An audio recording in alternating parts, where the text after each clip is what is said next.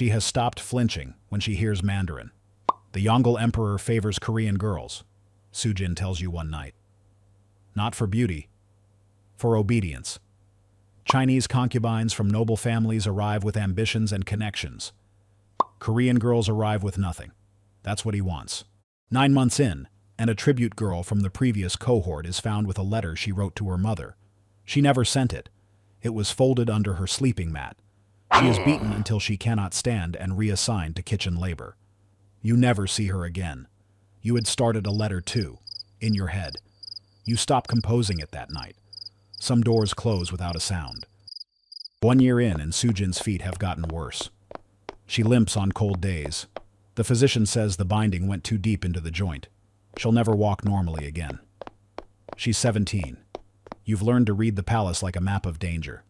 Which corridors the eunuchs monitor. Which consorts are rising, which are falling. The Forbidden City holds over 1,000 women. Most will never see the emperor. He uses a name plaque system where eunuchs present names each evening, but the eunuch who controls the plaques accepts bribes. Chinese consorts pay in silver. You have no silver.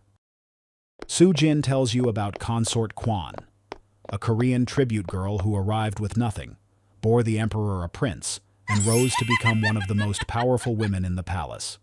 She has her own quarters now, her own servants. She sends letters home. Sujin says it like a bedtime story. You memorize every detail. If the story is real, then the math is real. You just need to stay long enough for the math to work. At 16, they prepare you for court presentation. 7 days of purification. Your hair stripped with lye, white lead powder mixed with ground rice, pressed into your face until the skin underneath disappears. Rouge from crushed safflower on your cheeks. Eyebrows shaved completely and repainted as thin crescents 2 centimeters above where they grew. Then the robes. 5 layers of imperial silk, each pinned to the next.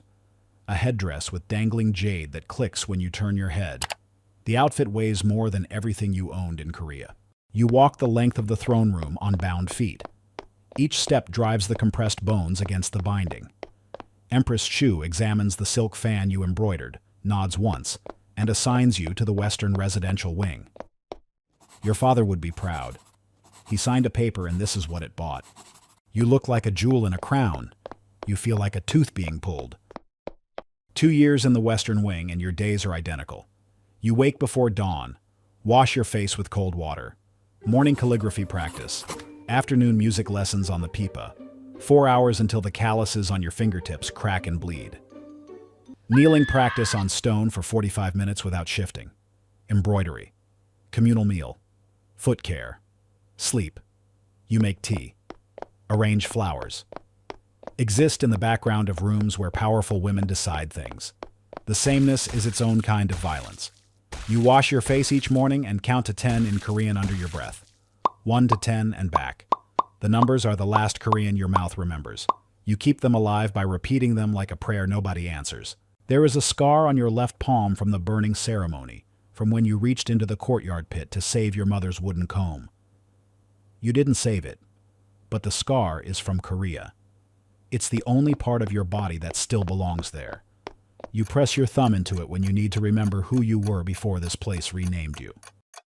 At 18, the emperor notices you during a music performance. He says nothing, but the next morning, the head eunuch moves you to better quarters, alone, with a window. The women above you in rank smile at you now. That's worse than when they ignored you. In this palace, being noticed is the only currency.